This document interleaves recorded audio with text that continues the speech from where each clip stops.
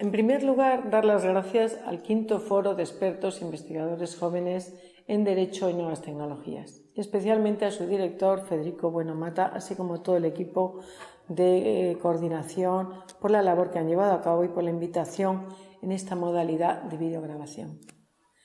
El tema que me ocupa es el de las diligencias de investigación tecnológicas, en concreto referidas a la cuestión del terrorismo y los posibles estados de excepción o urgencia.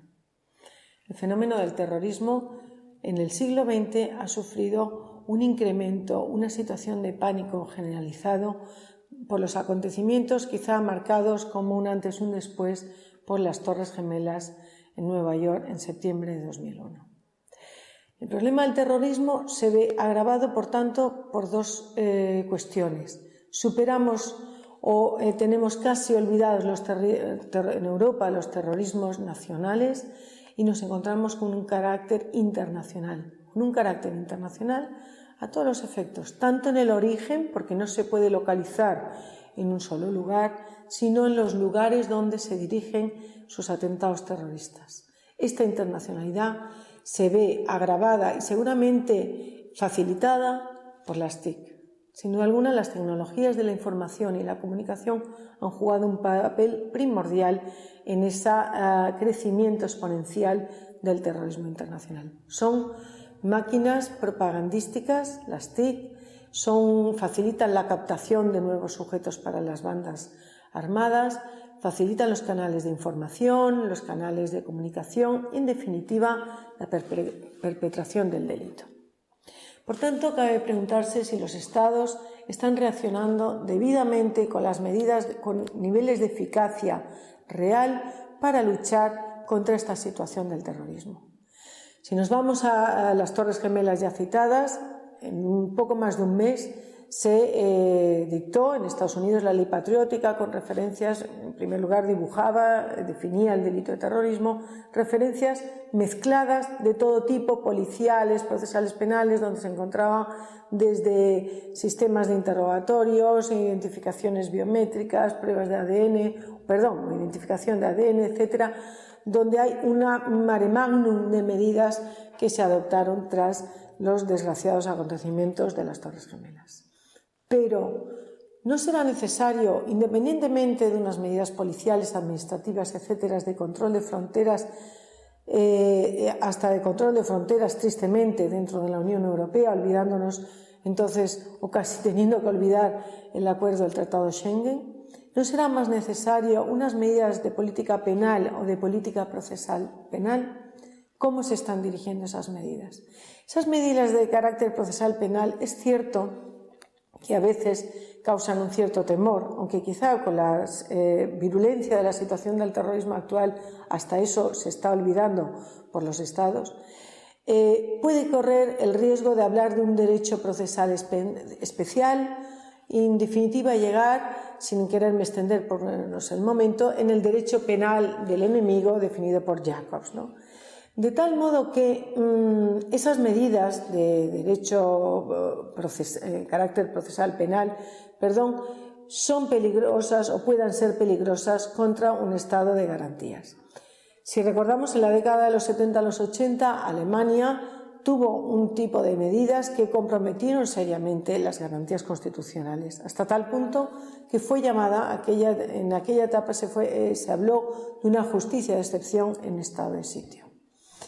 Ese peligro, ese tic de acudir a esos derechos procesales especiales es una amenaza que quizá se haga cada vez más patente junto con las medidas señaladas administrativas y demás que pueden suponer un retroceso a muchos logros conseguidos, en concreto por la Unión Europea. La Unión Europea, por tanto, se debe plantear esa integración de la Directiva 2002 que pretende una primacía del derecho europeo, pero en definitiva necesita una armonización. Armonización que a día de hoy no existe. Prueba de ello es el gran fracaso que se produjo con la huida de Abdel al-Salam tras los atentados de París en noviembre del año pasado, al llegar a territorio belga y entrar por la noche en un domicilio, y la ley belga impide la entrada de registro en situación de excepción, de urgencia y demás, no prevé la posibilidad de la entrada y registro domiciliaria nocturna, con lo cual el sujeto se dio a la fuga, con el consiguiente peligro de un nuevo acto terrorista cometido por este individuo. No existe armonización. Es verdad que Schengen, entre todas las líneas que tiene y que lleva adelante, una es el SIS, en concreto el Sistema de Información Schengen de segunda generación, a nivel de cooperación jurídica, por tanto de intercambio de información, etcétera, lleva esa línea, pretende llegar a ello. Ahora en el mes de febrero la Comisión Europea ha planteado un plan al Parlamento Europeo también para control del dinero virtual o un registro central de datos bancarios, porque se observó, en concreto con los atentados de París de noviembre de 2015, como terroristas dificultaron su localización debido a la utilización de tarjetas de prepago en la reserva de hoteles o alquiler de vehículos, etc. Es cierto que existen esas medidas, pero volvemos. ¿Y medidas procesales penales? Quizá ahí es donde se está quedando un poco más atrasado y falta esa necesaria armonización. Francia, tras los atentados de París, reaccionó aplicando la Ley 55/385 de 1955, donde se materializa la limitación de derechos fundamentales, prevé así la ley, el decreto que la ordena, de tal modo que ahí es donde se delimitan los derechos fundamentales que se van a ver comprometidos con esa medida. ¿Cómo funciona en España o en otros países europeos? Los estados de excepción, como derecho de excepción, no está regulado prácticamente de forma uniforme en ningún territorio, en ningún país europeo. Es decir, que podemos decir que derecho de excepción se da solamente en Alemania, Hungría y en España, y tampoco son iguales.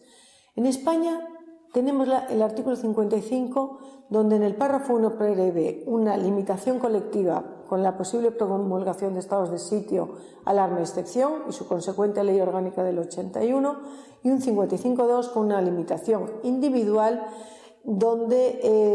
desarrollada, ley orgánica 1980, donde se prevé para el sujeto, además lo especifica claramente, para el sujeto que delinque, unas posibles limitaciones desarrolladas, lógicamente por ley orgánica, limitaciones de derechos fundamentales. ¿Cómo transponemos eso a concretando diligencias de investigación y de una forma más concreta, diligencias de investigación tecnológica? Las diligencias de investigación en general, ya con la apertura de correspondencia postal y telegráfica, hablan de la posibilidad de extensión a terceros. Eso sería el riesgo, estaríamos hablando de actividades de prospección que no están admitidas constitucionalmente, el poder ampliar esa apertura a sujetos que no son directamente los supuestos o presuntos autores del delito, pero también en esa apertura de correspondencia postal y telegráfica vemos la posibilidad que sea decretada por el Ministerio del Interior, en su defecto el Secretario de Estado correspondiente. Eso sin ser tecnológica. Y en las tecnológicas nos encontramos varias cuestiones que nos llevan a plantearnos ese peligro y ese fantasma del derecho penal del enemigo o de un proceso especial. Se trata de las diligencias de interceptación de conversaciones telefónicas o telemáticas.